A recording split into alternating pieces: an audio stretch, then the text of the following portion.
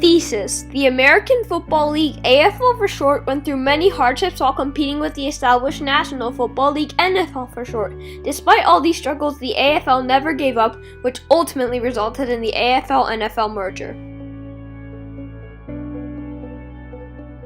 The 1958 NFL Championship game between the Baltimore Colts and the New York Giants, also referred to as the greatest game ever played, attracted over 45 million viewers on NBC. This was the first ever playoff game to go to sudden death overtime. In the end, the Colts came out on top, winning 23-17. American football is now starting to pass its rival league, baseball. This started a long line of businessmen waiting to purchase or start new franchises. Lamar Hunt, the son of a wealthy oil tycoon, was unsuccessful when he attempted to buy the Cardinals for about the 6th time. Hunt was very discouraged, but then an idea had hit him. Lamar Hunt had an idea of creating another professional American Football League. To help him form the league, he gathered these men: Bud Adams, Ralph Wilson, Harry Weismer, Wayne Valley, Chet Soda, Baron Hilton, Billy Sullivan, and Bob Howson. They were planning to form a few teams, but no one thought they could pull this off. But in 1960, the American Football League, or AFL for short, was created. The teams they established were the Boston Patriots, Buffalo Bills, Houston Oilers, Titans of New York, Los Angeles Chargers, Denver Broncos, Oakland Raiders, and the Dallas Texans, which was Lamar Hunt's franchise. Joe Foss, a former military soldier, was named the commissioner. The NFL did not take the AFL seriously and thought the league was no competition at all. The NFL nicknamed the AFL the Mickey Mouse League. The owners of the AFL were called the Foolish Club because no one was foolish enough to take on the established NFL.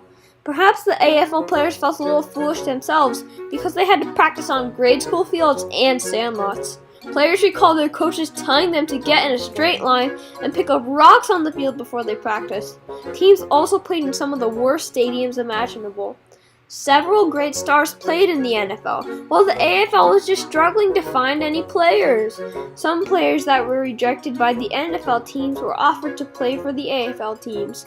Several men came out to try for the AFL. There were bartenders, truck drivers, and just about anyone who had the dream of playing on a professional football team came to try out. The AFL was clearly playing catch-up to the NFL.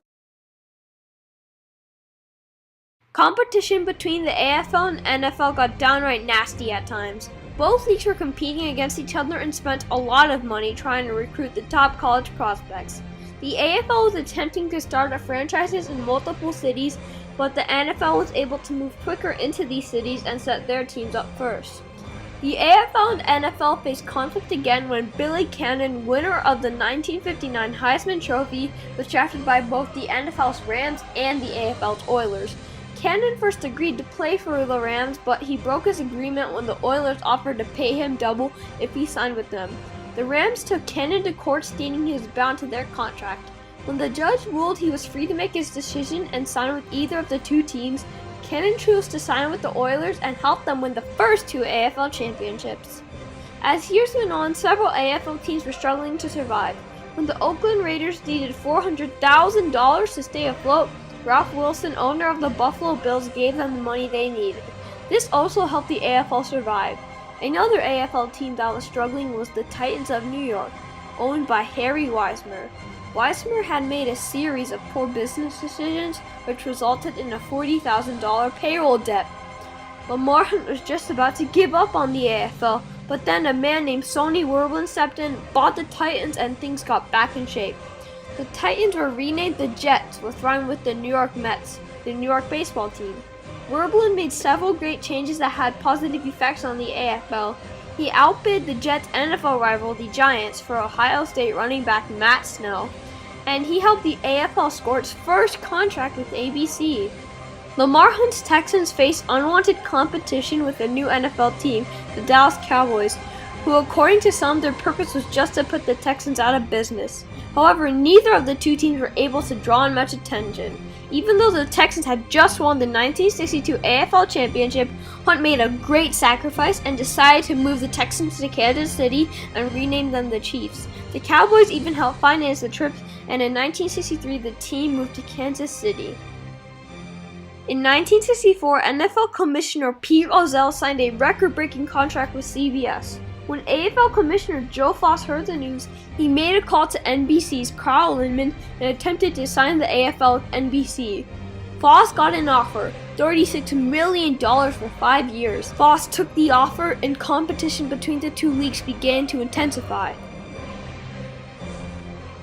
Word spread that potential merger talks between the AFL and NFL had begun because both leagues were separately spending so much money on players and teams.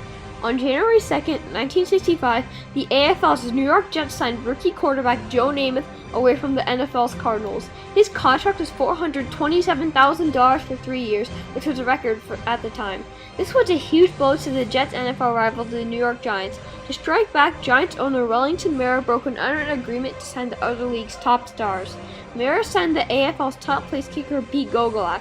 Now the two leagues are going after each other's superstars, and the Pete Gogolak signing had almost ruined potential merger talks.